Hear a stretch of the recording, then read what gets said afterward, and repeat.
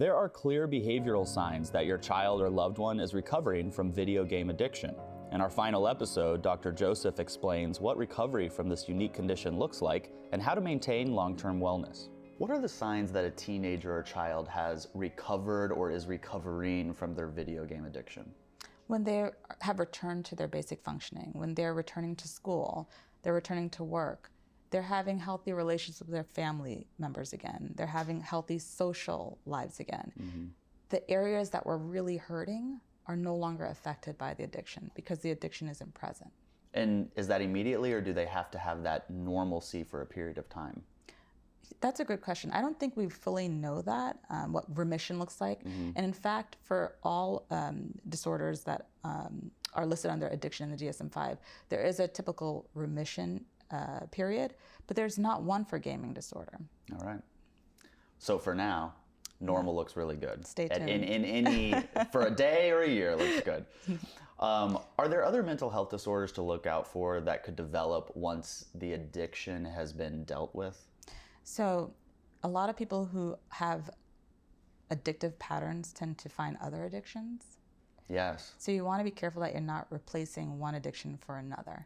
So that program out in Seattle has great stories about people who've recovered and also stories about people who've returned. Mm. And so one of the predictive measures to determining whether someone has a positive outcome is if they're able to successfully replace that addiction with something healthy and positive, such as finding a job, volunteering, giving back their time, feeling connected to this social network that they didn't have in the real world before, right, that they were using the game to replace. Would somebody who had or has video game addiction mm-hmm. be more prone to other addictions like alcohol or drug use? That's right. We know that people who have a family history of addiction tend to be at higher risk for developing an addiction of their own.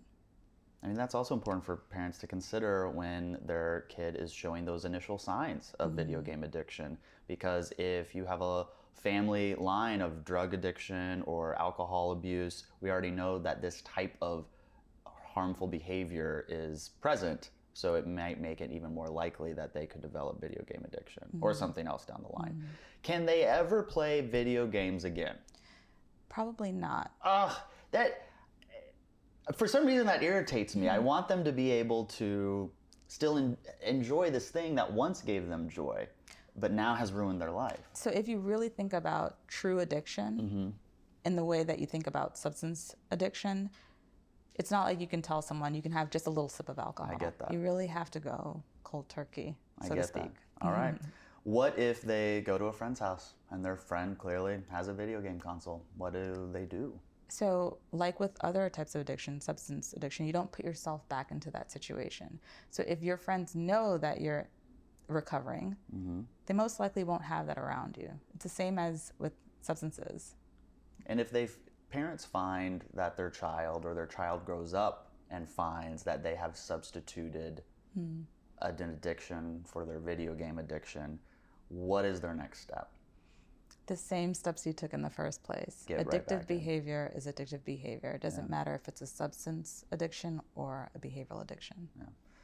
We've covered a lot, and it's been really interesting. Mm-hmm. This is one of the only series we've done on a topic that is so unknown. Mm-hmm. There's not, plethora of research out there. Mm-hmm. What are the things that you really, really hope parents got from this series? I really hope that parents know how to prevent an addiction from happening. Yes. Setting limits, talking to their kids. Yes. Starting this culture in the household where you're not spending time online, you're really talking to each other. Yeah.